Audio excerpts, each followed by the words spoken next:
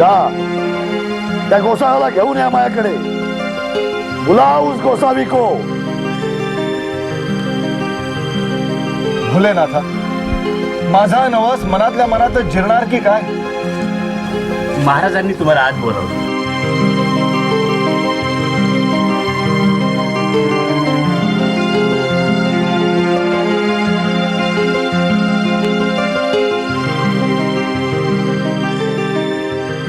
प्रभू, काढ तुझ्या झोईनीतली पोटली बाहेर काढ.